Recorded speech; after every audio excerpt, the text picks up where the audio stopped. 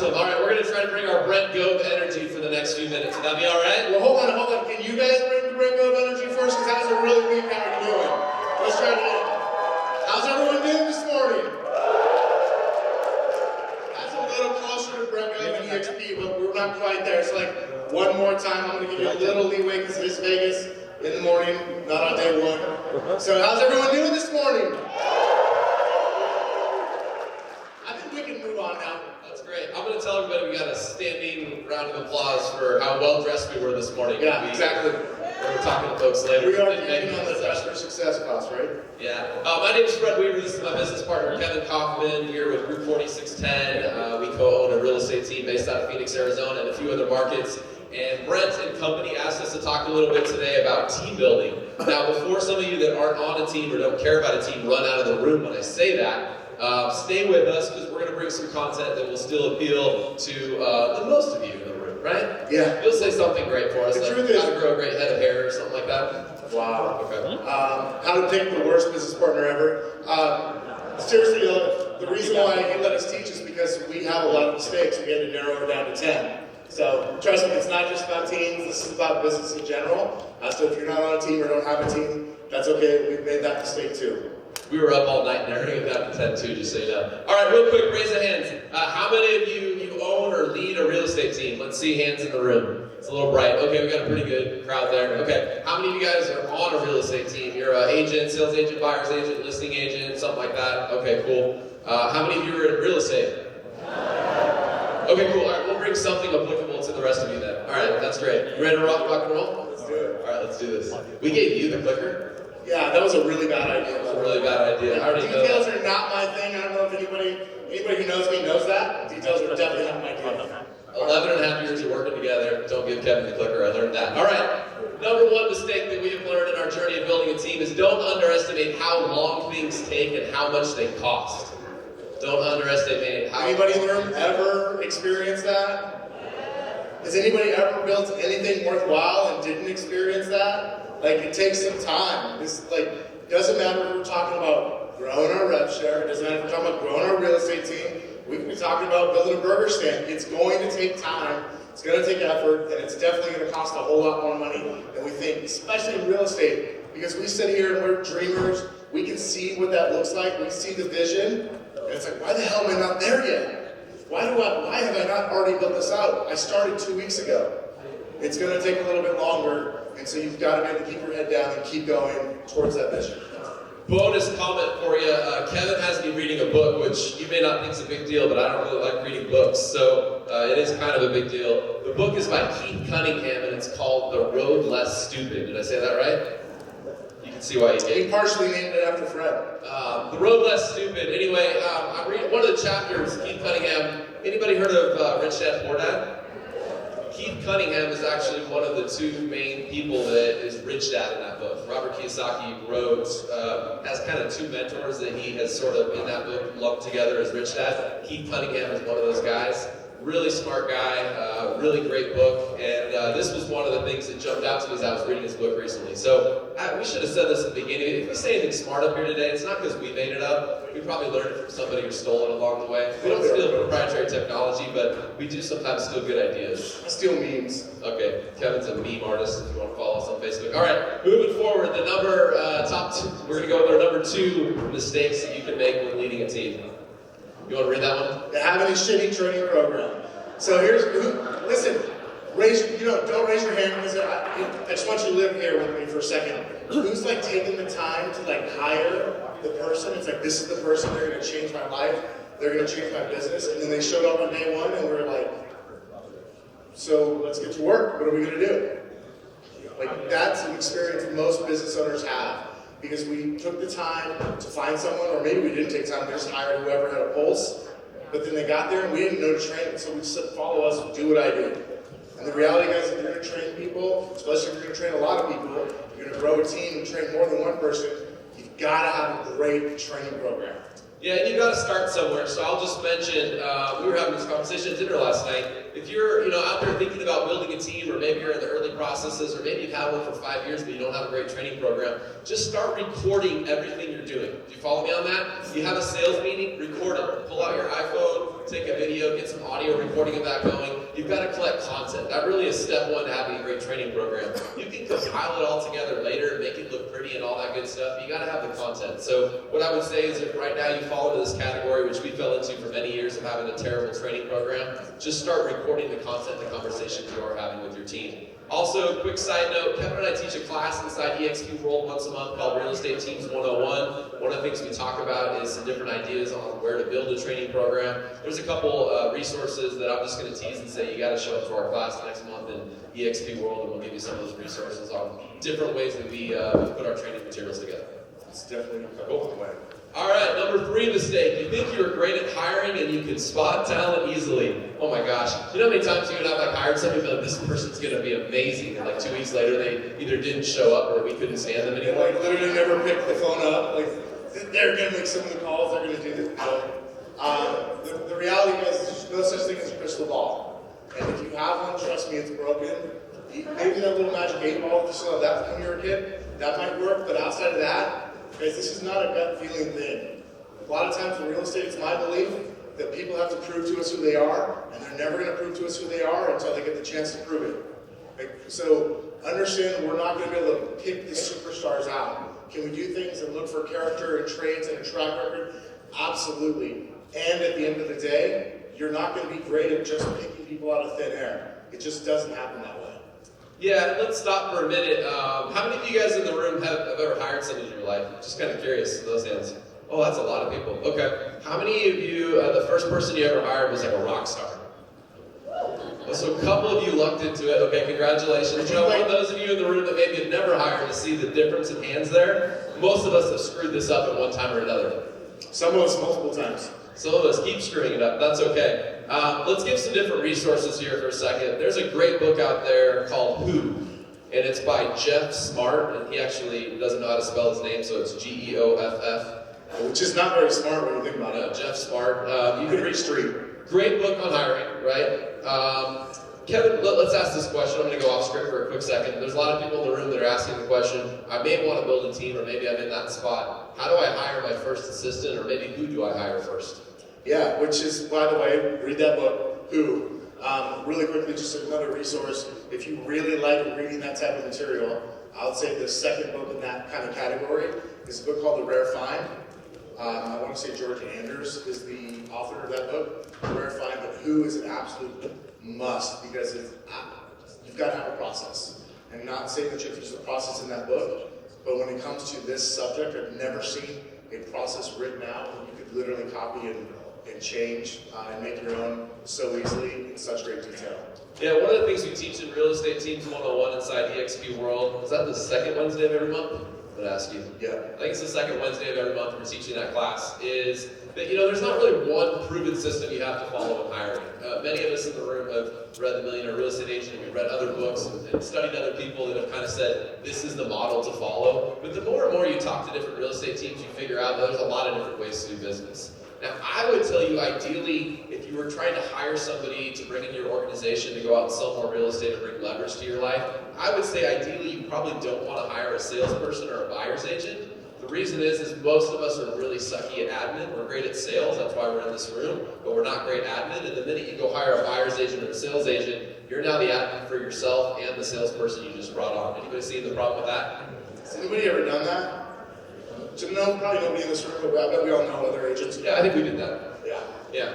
So ideally, you might want to look to hire an administrative person first. And I think the mindset that we would go with, and again, you don't have to follow our path, but the mindset when you're bringing on your first hire would be more like, I need to bring somebody in who can take all the crap off of me that I'm not good at or I don't want to do anymore, so that I can go back out and sell more real estate. And I'm going to pay for that person because I'm going to free up time in my day to be able to go out and do more real estate sales or maybe build more of my revenue share, right? And then I'm going to make a profit on that because whatever time in my day I just got back, I now am able to turn more revenue that more than pays for that person I just hired.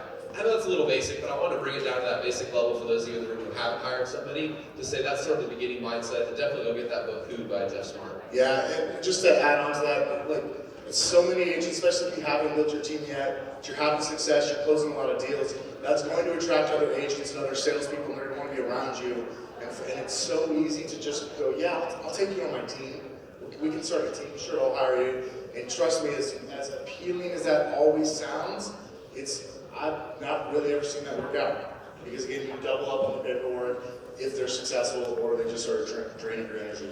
Either one sucks. Okay, we got a lot more mistakes to get through. So number 4, this is another mistake. Little to no investment in systems, technology, and people. Why do we put this whole thing together? Because we've screwed all of these things up, right? At one point in time, we thought we had great systems, and then what we learned was when one of our key employees left the company, we actually just had a great person. We didn't have a great system. Anybody ever felt that before? So sometimes we're sort of fooled into this idea that we have a great business or a great real estate team that we've built, but really we hired a great person. The problem is when that person's gone, they may not have put the system in place to make sure that somebody else can pick up that baton, so to speak, and keep moving it forward. Yeah, I cannot emphasize this enough. There's not a system that someone else can come into and do it. Like Jay, guys, that was part of Jay's whole presentation yesterday when he kicked us off, right? So there's got to be a system. We've got to be able to duplicate something. So it's great. We all want rock stars. Trust me, I want to work with the most talented people in the industry. And I also need for those talented people to put their talents on top of a system that someone not as talented can come in and do as well. Absolutely. All right, number 5. All right, people don't track the metrics that drives your business. So we're all in real estate sales.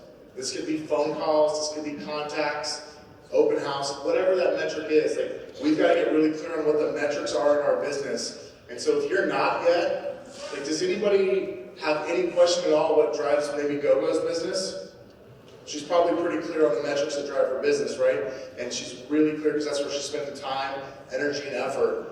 And so if you don't know that though, but you're posting a lot, and you're not driving business from it, well, it's easy to trick yourself into thinking, I'm doing this thing over here that's bringing me business, when really the vast majority of your business comes from somewhere else. If you're not tracking that, you're not tracking the activities, you can always be chasing the wrong, going down the wrong rabbit trail.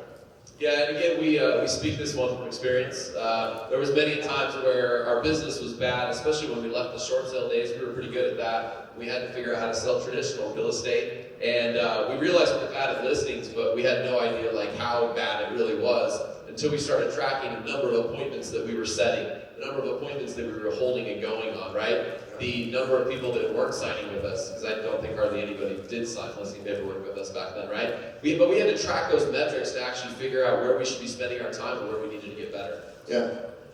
All right, the number 6 mistake that we have made and others make out there when building a team is you try to be perfect and avoid making mistakes, right? So here's the problem. You screw up a lot, and then you're like, well, I don't want to do any of those things again, right? And we do this in life and business, whether you have a team or not, and then we stop taking risks because, well, that was a really bad mistake that I made over here, so I'm just going to play it safe now. But playing it safe doesn't create big results in life either. Yeah, the reality is it's okay to make mistakes. I don't think it's okay to keep making the same mistake, but making mistakes, there's nothing wrong with that. You've all heard the buzzwords out there like fail forward, learn from your failures.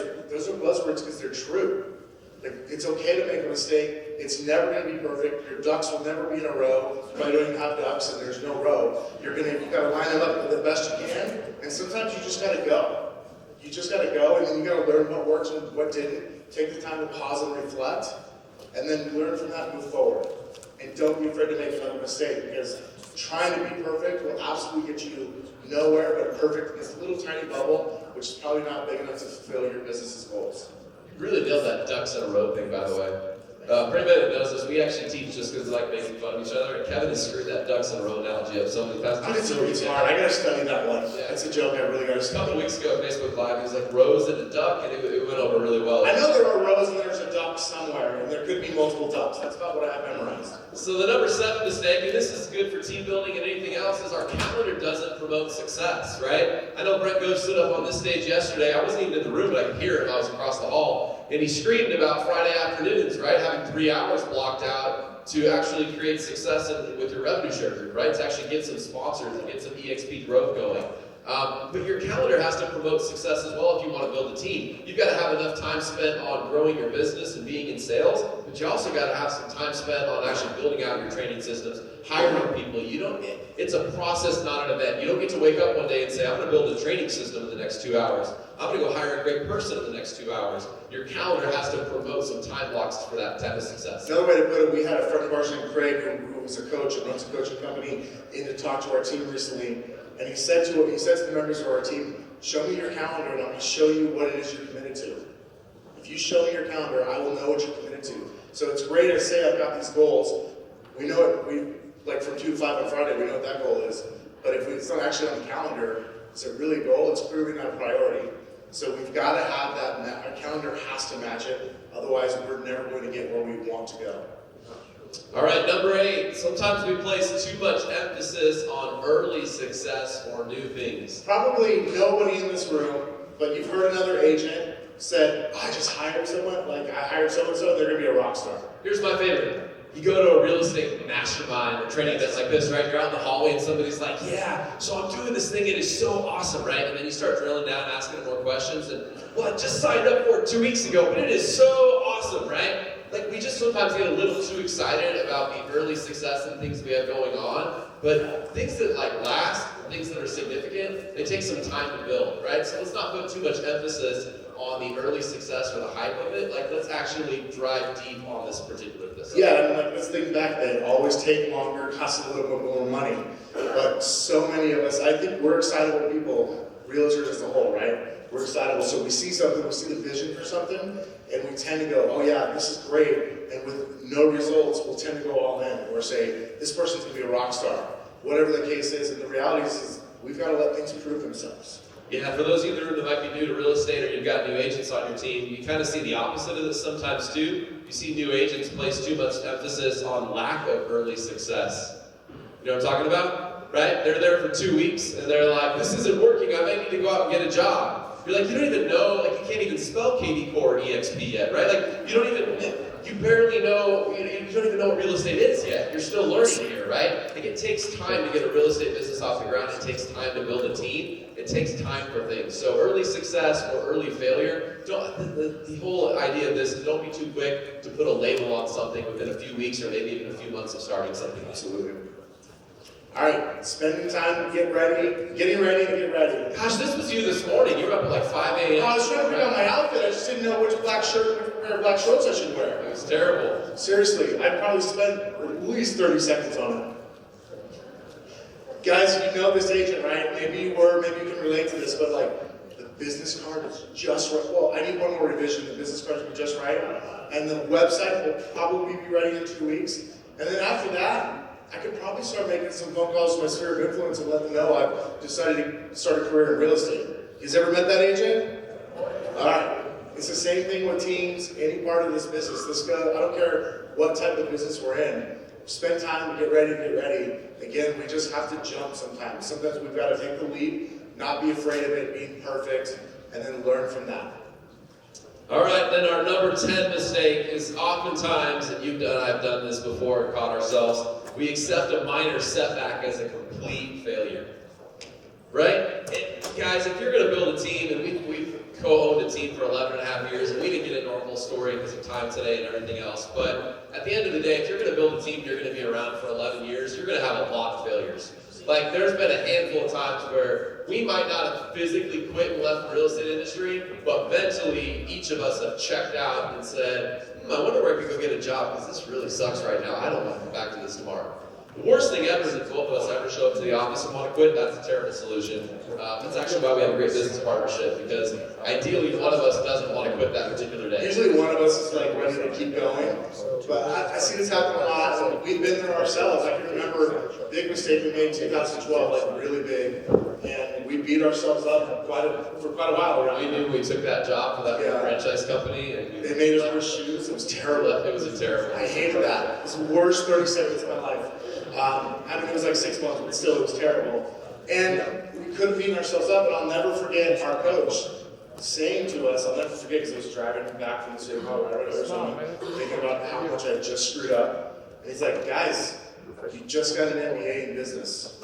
What are you worried about? And it took me a little while for that to like really set in. But now, going forward a few years, start to see all the things that we learned from that and how it's actually helped improve our business through the years. It's awesome. So never accept a minor setback as complete failure. Do we have a bonus? Did you throw a bonus in? I don't even remember what the next slide is. Here we go. Let's I don't know what it is. All right. So bonus number 11. This is the biggest mistake of all. but do not skip your opportunity to attend Real Estate Teams 101. Second Wednesday, you were right, by the way, second Wednesday. That almost never happens that you're right. Second Wednesday of the month. 11.5 years I've been reminded of that. Go ahead. What? Sorry. I said every day for 11.5 years I've been reminded that I'm never right. Go ahead. Wow. Anyways, come to EXP World, Real Estate Teams 101. Second Wednesday, I believe it's at 1 p.m. Pacific. Yeah. Hey, how many of you guys have your phones out? Like you're not paying attention to us, that's okay. I'm cool. But how many of you have a phone near you? How many of you have Facebook on your phone? Facebook app? Do us a favor, if you like great real estate education and information, we're not going to sell you anything right now, but go type into your Facebook app, go type in Next Level Agents. We run a Facebook group called Next Level Agents where we have lots of great dialogue. It's got 25,000 or so agents all across the U.S., all different brands, all different locations across the country. Great dialogue and conversation going on in there, great webinars going on in there. It's a place where we're trying to elevate the conversation about real estate sales in our industry. And if you have questions, maybe you heard something in the presentation, you want to ask us a question, that's a great place where you can connect with us. We would love it if you would submit a request and join our group. Anybody in that group already? Anybody Next Level Agents? Yeah, I see we got a handful in the room. That's awesome. Cool. Well, for the rest of you, that would be a mistake if you left. That's bonus number 12. Not on the slides. Hey, it's actually on there. And if you like to listen to podcasts and hear us ramble on, most of the time talking to much smarter people than ourselves, a few of you in this room have already been on the podcast as well. Check out Kevin Fred's Next Level podcast, and we'd love to connect with you guys. All right, did you guys learn something? All right. If you didn't learn something, can you pretend you learned something real quick? All right, cool. That sounds good. Let's welcome back up to the stage Mr. Brent Gove. Thank you guys for